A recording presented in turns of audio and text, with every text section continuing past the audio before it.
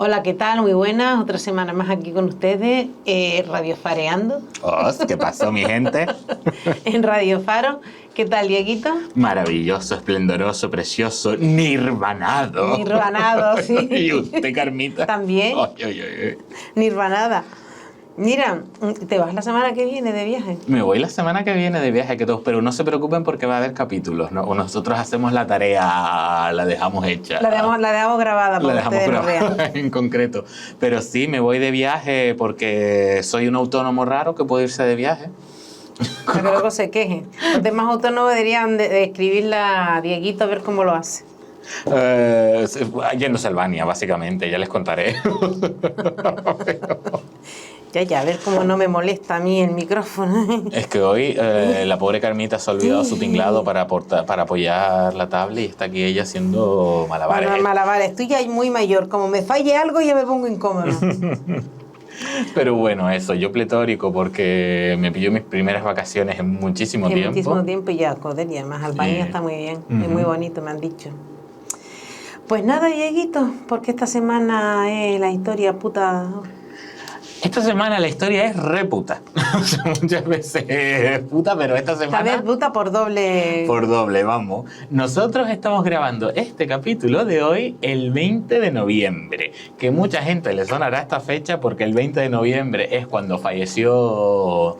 Iba a decir el caudillo, pero me sale del alma decir... Yo tengo un chiste de eso. A mí me salía del alma insultarle y decir cuando falleció la rata, ¿sabes? Al final del todo, Carmita les va a contar el chiste porque merece la pena. Sí. Si les digo, le merece. Pero vamos, el 20 de noviembre de 1975 fue cuando Francisco Franco, desgraciado mayor de España, falleció, básicamente. Y nosotros, para conmemorar esta fecha, queremos explicar pues, una anécdota muy interesante relacionada con el obispo de Canarias, Antonio Pildain, que básicamente dejó a Franco en la catedral con un palmo de narices ahí plantado. La puerta cerrada y un palmo de nariz. Total.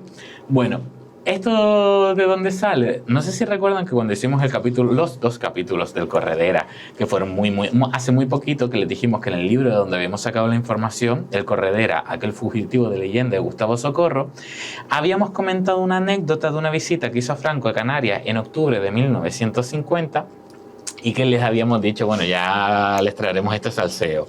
Llegó el momento. Es un salseo importante. Es un salseo histórico, además. Es un salseo histórico, además. Muy reciente para lo que estamos nosotros acostumbrados a contar, pero lo merece. Sí, lo merece. Y sobre todo para poner en contexto pues, a un personaje que marcó muchísimo la historia, sobre todo de Gran Canaria, aunque también afectó a las islas de Fuerteventura y Lanzarote, pero sobre todo de Gran Canaria, porque era el obispo Antonio Pildain. Y Sapiain. Sapiain. Es un nombre, un apellido rarísimo. Cipiani, eso. Pildain y Cipiani. Pildain y Cipiani. Fue obispo de Canarias. Bueno, estos nombres es porque el señor era de Euskadi, básicamente. Era vasco. Fue obispo de Canarias, elegido por el Papa el 18 de mayo de 1936. Este año aparece mucho en este programa siempre porque desgraciadamente es el año en que los falangistas dieron el golpe de Estado. Pero si nos fijamos en la fecha, 18 de mayo, él fue nombrado par de meses, pero vamos, al límite del golpe de Estado posterior. Entonces, ¿qué significó eso? Que no pudo hacer... No se pudo consagrar como obispo. Que yo, me sale natural decir tomar posesión, pero no, claro, esta gente como usa su vocabulario religioso... Es consagrar. Es consagrar. Pero eso, que no se pudo consagrar como obispo hasta el 14 de febrero de 1937, o sea, casi un año después, unos 10 meses después de ser nombrado, es cuando ya se vino para acá. Pues ya está aquí ejerciendo de obispo. ¿Por qué? Pues básicamente porque estaba la guerra civil, porque Francisco Franco decidió dar el golpe de Estado aquí en Canarias. Y no estaba para esas cosas. Y no estaba ahí, estaba la cosa tensa. Eso sí, aunque en Península estaba la guerra civil, Canarias, pues, como saben ustedes, que lo hemos dicho aquí muchas veces, pasó de golpe de Estado a fase de represión con una velocidad muy grande. Entonces, por eso, supersónica. 10 meses después, ya digamos que podía ejercer de aquí y fue obispo. Hasta 1966, muriendo en Las Palmas en 1973. Uno de los obispados más largos de la historia de Canarias, además. Marcó muchísimo. Y terminó muriendo aquí, siendo el vasco, pero muy vasco. Vasco, muy vasco. Total, o sea, además, ¿quién fue? No, vamos a poner este señor en contexto. Pues este señor, o sea, aparte de religioso, era un hombre muy, muy, muy político, pero además una persona con una formación muy, muy, muy, muy amplia. O sea, él nació en Guipúzcoa en 1890, no sé por qué, la gente que nace en esa década de 1890, cuando se pierde, entre comillas, Cuba, Puerto Rico y Filipinas, yo siempre digo se pierde porque, claro, visto desde el punto de vista de los otros, los que ganaron. Se gana, ¿sabes? Sí, perdieron, pero se quitaron de encima muertos, mucho cuidado. Pues claro, o sea, la gente que nace en esta época es como que nace en la época del cambio de mentalidad de España a absoluto. Fue un hombre con muchísima formación que estudió latín humanidades en el seminario de Andoain, allí en Euskadi, y filosofía en el seminario de Vitoria. Y después de esto, ¿qué es lo que hace? Pues se va a Roma, a la Pontificia Universidad Gregoriana, a seguir formándose, estudia teología, termina doctorándose, vamos, que se pegó ahí unos estudios académicos en su mundo muy, muy, muy potentes, y decide volver a España y ordenarse sacerdote el 13 de septiembre de 1913, que después de esa formación... Con 33 años. Con 33 años, y que también te digo, después de esa formación, evidentemente vas para sacerdote o para sacerdote, porque... Claro, tú me dirás. Y me enfiladísimo.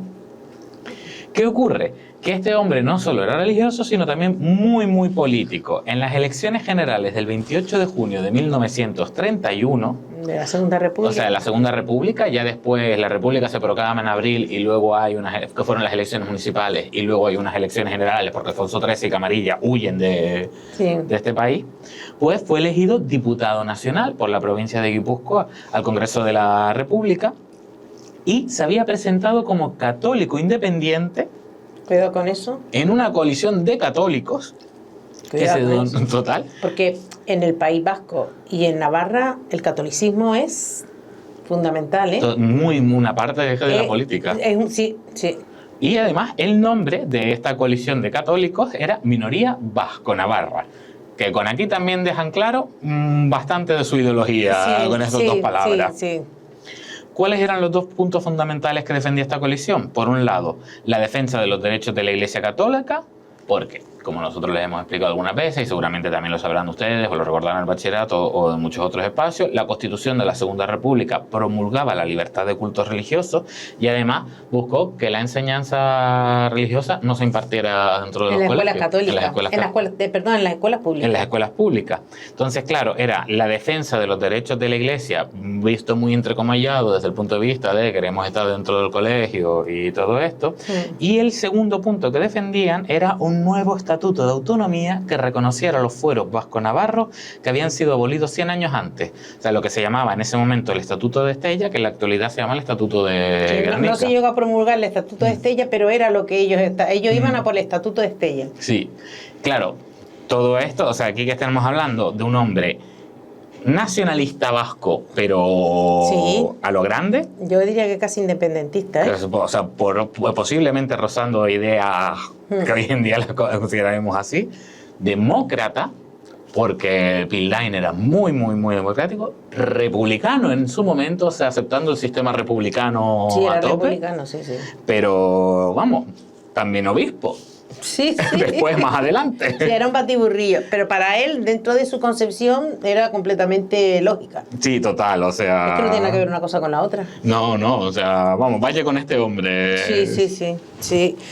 Pero bueno, lo que acabas de comentar, Dieguito, no era solamente, no solo lo definía, o sea, a él lo definía sobre todo que, como dijo antes Dieguito, se presentó a unas elecciones como católico independiente en una coalición que quería que los principios religiosos católicos eran los que tenía que dirigir la vida de la ciudadanía, pero a él también lo definía que era un católico recalcitrante, porque es que se presentó como católico independiente, era un católico recalcitrante, y cuando digo que era recalcitrante, esto era hasta las últimas consecuencias, creyente hasta en la palabra de la Iglesia y en todas las enseñanzas de Cristo. Hasta las uñas que se cortaba eran católicas. Sí, entonces era muy conservador, hasta las trancas, lo que se refiere a los usos y costumbres, es decir, era censor, estaba en contra de los bailes porque decía que la gente para bailar se tenía que tocar, claro. A no ser que fuera a bailar una discoteca. Mira, estaría de acuerdo con las discotecas, pero no, porque era muy tradicionalista y estaba en contra de los cambios sociales. Pero, sin embargo, era un hombre que llevaba a rajatabla la parábola aquella que hemos oído toda la vida de que es más fácil que un camello entre por el ojo de una aguja que un rico en el reino de los cielos. ¿Se acuerdan ustedes cuando nos decían de chicos, sobre todo en la catequesis? Bueno, cuando él fue diputado en el Parlamento, en su discurso, denunciaba siempre la situación de hambre, de paro y de pobreza que había en el país y arremetía contra la vida lujosa de las clases pudientes. Se metía siempre con los ricos y los lujos que tenían. Y también denunciaba la explotación de los trabajadores. Que, ojo, era de derecha este hombre. O sea, conservador, digamos, de católico. Sí, era muy conservador. O sea, conservador en cuanto a uso y costumbre, pero luego llevaba a últimas consecuencias, digamos, el ideario religioso, que ni la iglesia se lo cree, pero él se lo creía. Sí. Parece. Sí, es que ni la iglesia se cree el ideario que defiende, pero él sí se lo creía. Cuando era obispo en Las Palmas, de Canarias, ya en plena dictadura, se recorrían los barrios de todos esos ricos de Las Palmas, se los recorría todo porque él visitaba a los pobres, los ayudaba económicamente con lo que él ganaba, con su dinero, y al final lo terminó, pues sobre todo porque en una casa donde había un padre enfermo no entraba dinero, y por lo que se le conocía como el obispo de los pobres. Defendía a los obreros y denunciaba la explotación, por lo que también le llamaba el obispo comunista, que de comunista ya le digo a usted que no tenía nada, ni las pestañas en los ojos. Nada. Y logró indulto de gente condenada a sentencia de muerte, que por eso también se hizo famoso durante la Guerra Civil, en los primeros años de la Guerra Civil, que ya le hemos contado en varios capítulos referentes a otras personas, como habían detenciones y torturas y tal a gente disidente y gente que estaba en contra del régimen y contra el golpe de Estado. Eran, ¿cómo se llama esto? Encarcelados y pasaban por juicios militares. Él conseguía que indultara a la gente de sentencias de muerte por ser rojo, y logró también sacar a mucha gente del penal del Lazareto en Gando. ¿Dónde está el aeropuerto hoy en día de Gran Canaria? Ahí había un lazareto y, habían incluso, allí hubieron, ¿cómo se llama esto? Fusilamiento. Fusilamiento, sí. Y había mucha de esa gente también venía del campo de concentración de la isleta. Y él logró sacar a gente de ahí y salvarla de las sentencias de muerte. Esto es un personaje, Esto es un personaje, porque esto era enfrentándose también con las autoridades. Prohibió a los curas de las parroquias dar información a los franquistas, y cuando digo franquistas digo a los grupos aquellos falangistas que nosotros le decíamos, ¿cómo se llamaban? Los grupos del amanecer, que eran los grupos falangistas que tenían tanto poder como la misma Guardia Civil, a las fuerzas del orden, a las autoridades. Prohibía dar información de gente que se venía a confesar, o dar cualquier tipo de información también que tuviera algo que ver con que a una persona se le pudiera detener. Lo prohibió. Y por otro lado, en un momento también se cuenta de él que una vez paró, se enteró de que estaban llevando gente a la cima de Ginamar para hallarlo. Él una noche paró un camión de falangistas que venía lleno, cargado con presos de Aruca, que los iban a hallar a la fosa, a la cima de Ginamar. O sea que el tío paró el camión y logró que soltaran a esa gente, y bueno, el nombre era un personaje. Claro, todo esto que hizo, ¿por qué está en el libro del Corredera? Porque esto hizo que en 1959, cuando él pide el indulto para el Corredera, pues no le hicieran caso, porque la verdad a esta altura ya tenía la dictadura un poquito hasta el gorro. Total, ¿sabes? Bueno, Dieguito, entramos ya de lleno en el acontecimiento para que estábamos hablando nosotros en este capítulo. El salseo, porque les acabamos de hablar de cosas intensitas, importantes, pero ahora viene... para que se entienda lo que pasó. Pues claro, tenemos a este señor muy tradicional, muy religioso, pero a la vez muy demócrata, o sea, y además... Sí, que una cosa no quita con la otra. Claro, sabes que la dictadura pues no cuadraba con los ideales de este hombre para nada, o él más bien no cuadró. Nosotros debido a que somos una democracia después de una dictadura, tenemos como en el ideario que ser de derecha no es ser democrático, sino que esto no tiene nada que ver. O sea, usted puede ser muy conservador, pero está dentro de un régimen, usted va a creer en el régimen democrático, tú puedes pensar lo que quieras, pero siempre de un marco de respeto y democracia. Pero antes del golpe de Estado sí estaba claro eso. Sí. Después del golpe de Estado... No. Pues ¿qué ocurre? Que llega 1959, octubre, en Gran Canaria. Que la isla entera se vuelve loca porque viene de visita... me sale llamarlo la rata otra vez.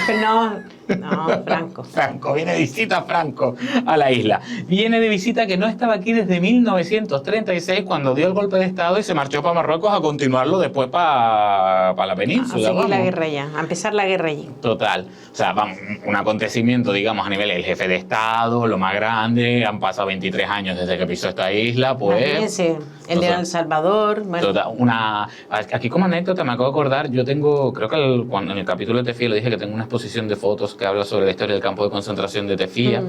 A veces me la piden para exponerla, y lo interesante es que hago visitas guiadas y cuento la historia, y a veces vienen centros de mayores. Me encanta cuando vienen los centros de mayores porque, claro... Porque te cuentan cosas son que gente que, ellos. claro, que... Y me vino una vez una señora y me dice, hablando con esto justamente de cómo estaba todo el mundo también loco por la llegada de Franco, me dice, claro, es que yo de pequeña, a mí Franco me lo pintaban como si fuese el abuelito que nos cuidaba a todos. Sí. Que hubo una generación que Franco era su padre y otro que era su abuelo, ya en ese caso. Sí, porque lo ponían así. Y dice, había salvado a España de las hordas comunistas. Total, y dice que claro, que después cuando fallece, cuando se cambia todo el régimen, llega la democracia y todo eso, y empieza a escuchar cosas, y dice que se metió en un club de lectura y empezó a leer, tocó un libro en el que empezó a leer cosas que dice, perdona, esto pasaba cuando yo era pequeña, o sea, y que flipó en colores, porque claro, decía como que se sintió después con la idea de, me han lavado el cerebro, Sí, o sea, sí. completamente.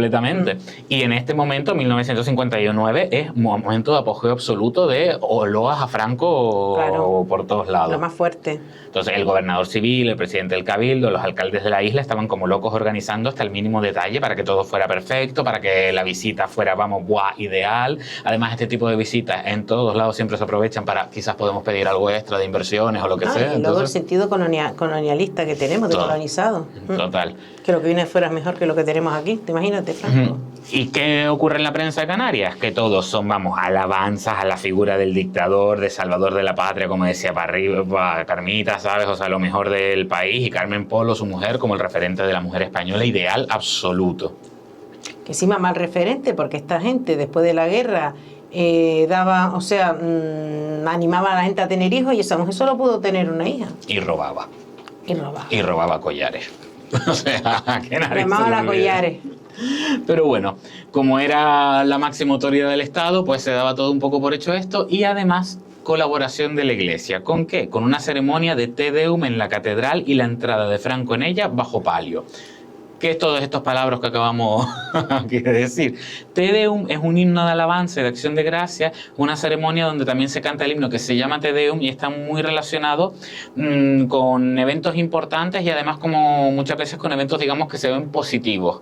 Para ponerles un ejemplo, la epidemia del cólera tan famosa de Gran Canaria, cuando termina se hizo una celebración de Te Deum también, o sea, es como algo de buenísimo. Buenísimo, sí, como una cosa súper importante. Exacto, y el palio es una prenda litúrgica que básicamente es un manto que se coloca sobre un dosel o baldaquino se llama, pero esto para resumírselo en palabras más simples, es una tela sobre 4 palos o varas y debajo va el Papa. O la personalidad por la cual se celebra el Te Deum. Exacto, que en este caso, pues, ¿quién iba a ser? Franco, que iba a entrar bajo palio, bajo esa esto es, para que ustedes entiendan después lo que pasó, esto es como el máximo reconocimiento que en una iglesia o en una catedral, en este caso, se le hace a la máxima autoridad que viene. Una cosa, por ejemplo, ustedes lo han tenido que ver en televisión, en Semana Santa, que es cuando va el Papa debajo del palio. Y fíjense a partir de ahora cuando vean la misa en la iglesia. No lo va a ver. No lo va a ver ni Cristo. Esto es nuestra audiencia. Cuando vean la Santa Misa, Son todos unos renegados, nadie quiere nada. Pero bueno, vamos. Todo esto, o sea, bombo y platillo por todos lados, máxima celebración religiosa posible en su honor, acompañado de una celebración de baile en honor al dictador en el gabinete literario, en la Plaza Cairasco. Misma plaza donde está el Hotel Madrid, que así como pequeña anécdota, es donde Franco pasó la última noche antes de dar el golpe de Estado, que se fue sin pagar. Sí, es que también era como la mujer. Sí, o sea, vamos.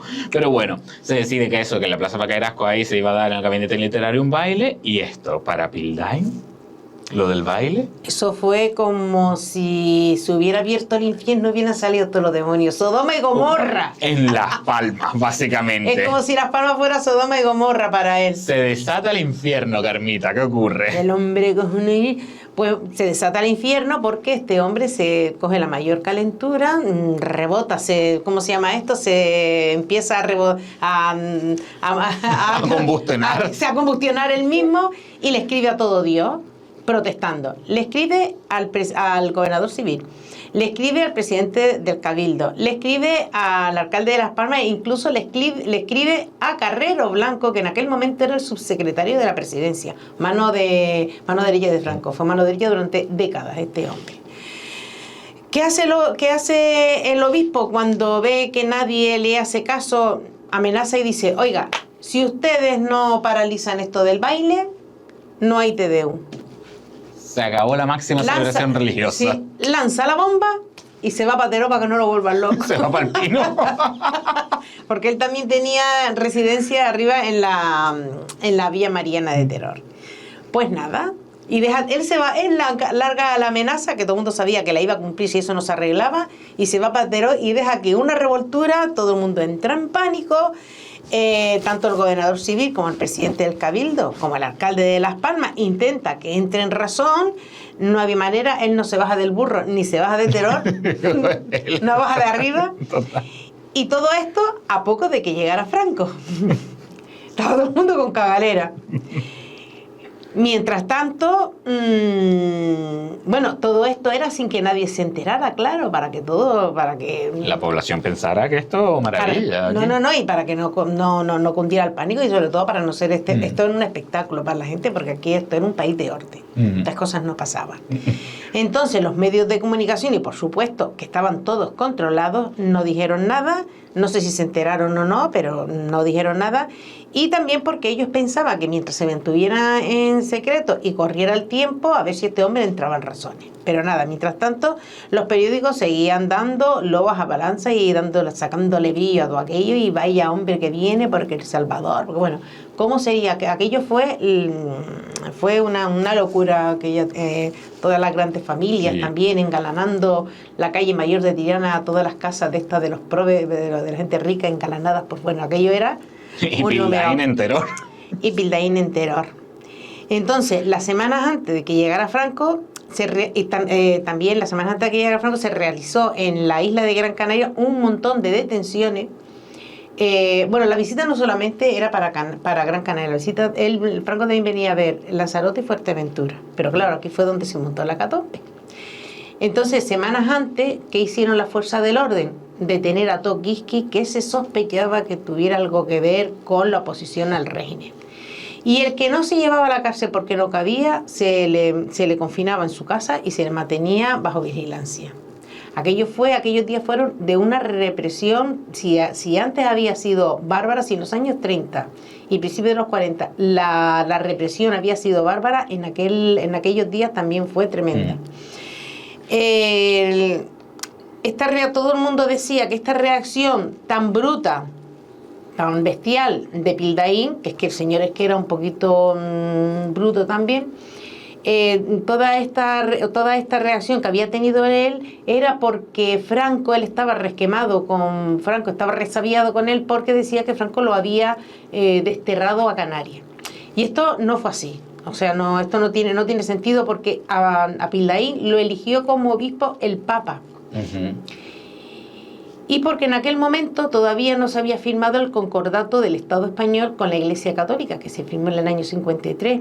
Este concordato, aparte de permitir que la Iglesia y el Estado se mezclaran, lo que dio lugar a una cosa que se llamaba el nacional catolicismo, permitía, entre otras cosas, bueno, le daba muchas prebendas a la iglesia, pero también permitía que el Estado se metiera en muchas cosas de la iglesia, como es el nombramiento de los obispos. O sea, en el momento que se eligió a Pildaín como obispo, todavía no estaba firmado. Y que fue en la República, fue en los últimos años de la República, en los últimos momentos de la República, pero... Cuando Franco estaba desterrado en Canarias, era Franco el desterrado en Canarias, no claro, Pildain en ese Pildain. momento. Entonces a él, Franco no lo desterró aquí, quien lo desterró fue, que lo desterró no, quien lo eligió fue el Papa.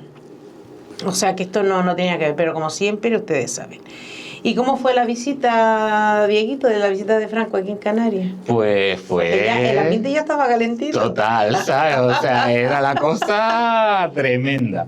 El 25 de octubre de 1950 por la mañana atraca el barco de Franco, el crucero Canarias, en el Arsenal Militar de Las Palmas, que es la base naval en el Puerto de la Luz. Básicamente, si quien no conozca Las Palmas, alguna vez viene de visita a la zona comercial de Mesa y López, pues la parte más cercana a la costa.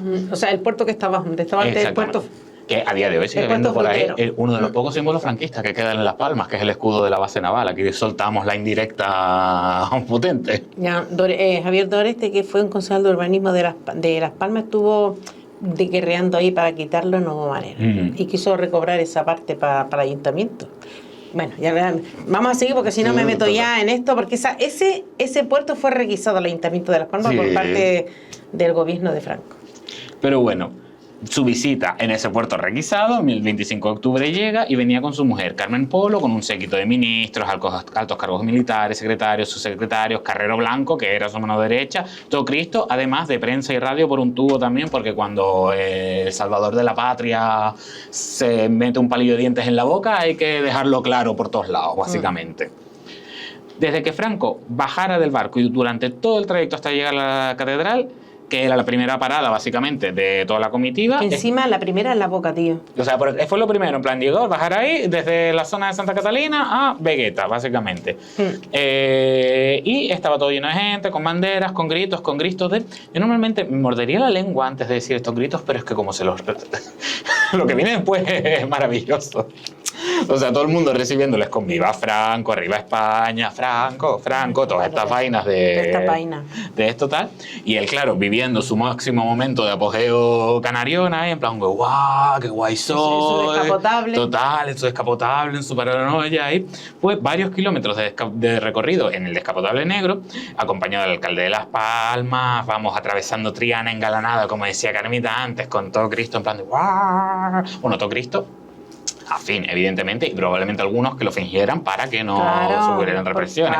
Que hay que tener en cuenta todo esto. Pero bueno, Franco estaría en su burbuja de... En ese momento, llegan a la Plaza de Santa Ana, se colocan frente a la catedral, y la catedral está como si fuera un miércoles cualquiera. No, un miércoles cualquiera hubiera abierto. Bueno, hubiera abierto. Aquí estaba cerrada. Cerrada a cal y canto. Se quedan delante y la puerta sigue cerrada. Y se queda cerrada. Sí. O sea, en ningún momento... Es que no estaba por ahí, Pildain estaba anterior. Seguía entero. Decía que tiene unos cólicos de hígado, no sé qué, que estaba malo, pero yo creo que estaba malo, pero... Y de repente, todos estos gritos de loas, todo tal, acaba en Franco no entra a la Catedral de Las Palmas. Única catedral en todo el país que le dice, ahí te queda. Única catedral. Bueno, esta noticia salió en todos los periódicos de España y en el extranjero, porque claro, a un dictador... Fue la única catedral de provincia de toda España que no le abrió la puerta y que Franco nunca entró bajo palio en la Catedral de Las Palmas. La única. La única. Y no se le reconoció la autoridad que él estaba mostrando con toda la parafernalia anterior, justamente. O sea, es que fue primer día y ¡pum! Se lleva eso. No, y el hecho de que... Perdona, Diego. El hecho de que entrara y que fuera bajo palio es como si la ciudad le reconociera esa autoridad. Porque eso le permitía ir al altar mayor. O sea, él podía ir a sentarse al altar mayor. Tío. Y se quedó con la cana. Todo esto, pues claro, es como el desencadenante visible de todo esto fue ese baile que se había propuesto entre las actividades. Pero Carmita y yo veníamos hablando cuando estábamos llegando aquí antes a la radio, de que claro, de que es aquello en realidad a lo que tú te puedes agarrar, porque toda la trayectoria anterior que les explicó Carmita de parando el coche que llevaba gente para ser asesinada, sacando a gente de los presos, o sea, evidentemente Pildain no comulgaba con Franco ni a tiro, y eso que no era comunista y no era rojo, pero estaba muy en contra de toda la represión que se estaba haciendo en Canarias. Entonces, claro, pues dice yo, me finjo que no me gusta lo del baile y que tengo unos cólicos. Yo creo que lo del baile fue, digamos, el agarradero al que el acicate a la que él pudo agarrarse y por eso la calentura tan grande. O sea, volcó ahí toda la rabia que... Todo. Y claro, le sirvió para darle a Franco en la cara. Porque además este hombre, que es un personaje que es verdad que fue ultra conservador, este hombre habló con muchísima gente que sus familias fueron represaliadas. O sea, él conoció de primera mano mucho de esto. También habían sentido la represión en el País Vasco. Él era separatista, entonces... Así como última anécdota, pues claro, Pildain lo deja aquí en visto, básicamente. Sí, ni visto. No salió ni el doble chip, ni se puso un azul, ni nada. Lo bloqueó en WhatsApp directamente, ¿sabes? Pero hay una curiosidad, que es que Pildain, pues, al par de años después, o sea, una de las personajes canarios que menos le cayó bien a Pildain en toda esta historia fue Benito Pérez Galdós, que ya no estaba aquí, Benito Pérez Galdós. Tú habíamos muerto hacía un montón de años. Pero los que conocen Las Palmas sabrán que hay una casa museo dedicada a Benito Pérez Galdós, que se abrió durante el obispado de Pildain. Por lo visto, Pildain se pilló una calentura tan grande con esto, porque quien conozca la trayectoria del escritor sabrá que era un escritor anticlerical muy potente, que tuvo algunas novelas donde criticaba las actuaciones de la Iglesia, pero a unos niveles muy fuertes. No era antirreligioso, sino anticlerical. O sea, su crítica era contra la institución de la Iglesia. Además, lo dejaba súper claro siempre, todo el rato. Entonces a Pildain no le hacía ni gracia. Hay una leyenda urbana que se cuenta que hubo una vez un cura que estaba hablando de personajes ilustres de Las Palmas, mencionó a Benito y cogió a Pildain y le dice tú fuera, y lo echó. En ese momento... Sí, el señor era... Y entonces, como estaba tan caliente con que se iba a abrir el museo, mandó una carta a Franco diciendo: Dios mío, ¿cómo se va a permitir abrir? Nunca se ha hecho una ofrenda tan grande, tamaña persona anticlerical en Las Palmas, no sé qué, no sé cuánto. Esto fue un par de años después de que lo dejara con la puerta cerrada. Yo no necesito ninguna prueba. Perdona, tú no necesitas ninguna prueba, perdona que te corté. Yo no necesito ninguna prueba de que Franco, cuando vio esa carta, dijo: rebota, en tu culo explota. Y abrimos la casa de este. A mí no me extrañaría nada que fuera de esta época donde surgió ¿Ustedes han oído alguna vez esa historia de que Pérez Galdós, cuando salió de Las Palmas, cuando se iba en el barco a Madrid, el barco sacudió así las alpargatas diciendo que ni la tierra de Canarias quería llevar? Esa anécdota no es cierta, primero porque él no usaba alpargata, usaba zapatos. Era un pijo. Bueno, claro que para poder estudiar tenía que ser de familia pudiente, y además que se iba a Madrid, o sea, había que pagar este pasaje. Yo creo que esa anécdota se la inventaron en esa época. Seguro. Porque no es cierto, esa anécdota. Y Pildain fue de los que machacó diciendo que Pérez Galdós pasó de Canarias y no la tenía, o sea que no había escrito sobre Canarias en sus libros. Pero claro, él escribía sobre la realidad en la que vivía en Madrid. Fuera de lo que fuera todo esto, hoy los que ya estamos terminando el programa, pues nada, ya se llevan esta anécdota de 20 de noviembre sobre... Sí. A mí me resultó muy... cómo hacerle al dictador en la cara, toma, ¡pa! Pero en la primera en la frente, en la visita... No le dio tiempo para reaccionar. Y es así como pues nuestra forma de terminar y de enajear esta efeméride. Esperamos que tengan una semana fabulosa. Que se lo pasen bien, como siempre. Y digo, como siempre, nosotros se lo deseamos. Y nosotros se lo pasan bien, pero nosotros se lo deseamos. ¿Vale? Y nos vemos la próxima semana. Comenten, suscríbanse, denle like, me gusta y recomienden. Y gracias a Radio Faro, Muchísimas gracias, hasta la próxima. Mi gente. Chao.